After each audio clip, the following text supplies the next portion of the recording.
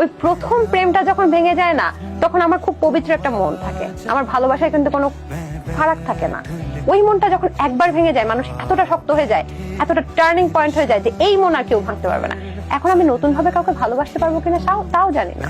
তারপর যখন অনেক অনেক অবহেলা করতো, অনেক কষ্ট দিত, তারপর আমি কুকুরের মতো ওর কাছে থেকেই গেছিলাম দায়িত্ববোধটার জন্য, যে ঠিক আছে তোমার একটা পজিশন হোক, কারণ আমি যদি এখন এই মুহূর্তে তোমাকে ছেড়ে আসি, তোমার হয়তো অনেক বড় ধরনের ক্ষতি হয়ে যেতে পারে, তুমি হয়তো একা সবকিছু সামলাতে পারবে না। ওর বিয়ে হয়ে গেছে, এখন একটা বাচ্চা আছে, ওর একটা সুন্দর লাইফ দেখতে পাচ্ছি যে ও এখন ওর বাচ্চা নিয়ে, বউ নিয়ে হ্যাপি আছে। এটাই তো দেখতে চেয়েছিলাম। যে কিন্তু আমি কিন্তু নামটাও চেঞ্জ করেছি ওর জন্য, আমার নাম কিন্তু অনন্যা। আচ্ছা, আমি যখন ওর থেকে প্রচন্ড কষ্ট পেলাম এবং ও আমাকে অনন্যা ডাকতো, তো তখন আমি এই নাম রাখবো না। তো এত মানুষ আমাকে সুন্দর বলতেছে, তারপরে তো আমার শুনতে ইচ্ছে করছে ওই মানুষটা আমাকে একবার বলুক যে আমি খ্যাত না। ওই মানুষটা তো আমাকে বলে নাই। এইভাবেও ভালোবাসা যায়, এভাবেও পাশে থাকে।